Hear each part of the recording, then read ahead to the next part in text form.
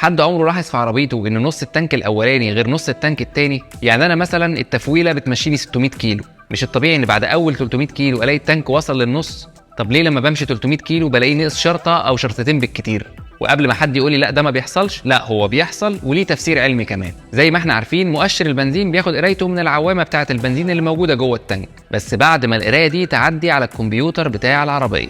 فالكمبيوتر بتاع العربيه بياخد الاشاره دي ويترجمها على مستوى بياني او على جراف، بس الجراف ده مش بيبقى لينير او خطي، الجراف ده بيبقى على شكل منحنى، وكل صانع عربيه بيحدد شكل المنحنى ده اللي على اساسه هيترجم كميه البنزين اللي موجوده في التانك للمؤشر اللي موجود قدامك على العداد. وفي منحنيات هتدي لك ان العربيه مش بتستهلك بنزين كتير، زي اللي موجود عندي مثلا بمشي اول 300 كيلو بشرطتين بنزين، بس بعد كده البنزين بيتشفط.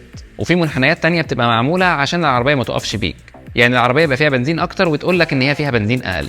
الجراف ده بقى لو موجود على شكل خط مستقيم هتلاقي كل قرايه عوامه البنزين بتديها للكمبيوتر قصادها قرايه مظبوطه بالظبط على العداد او المؤشر بتاع البنزين، لكن في الحقيقه القرايه دي الكمبيوتر بتاع العربيه بيترجمها على جراف على شكل منحنى، وده اللي بيفسر ان مؤشر البنزين بيبقى مستجيب في حته من التانك اكتر من الحته الثانيه. طب هم ليه ما يعملوهاش خطيه وتستجيب في كل التانك زي بعضه ويريحونا ويريحوا دماغنا؟ جاوبوني وقولوا لي ارائكم في الكومنتات، وقولوا لي انتم ملاحظين ايه في عداد البنزين بتاع عربياتكم، هل هو مظبوط طول الوقت ولا نصه الاولاني غير نصه الثاني؟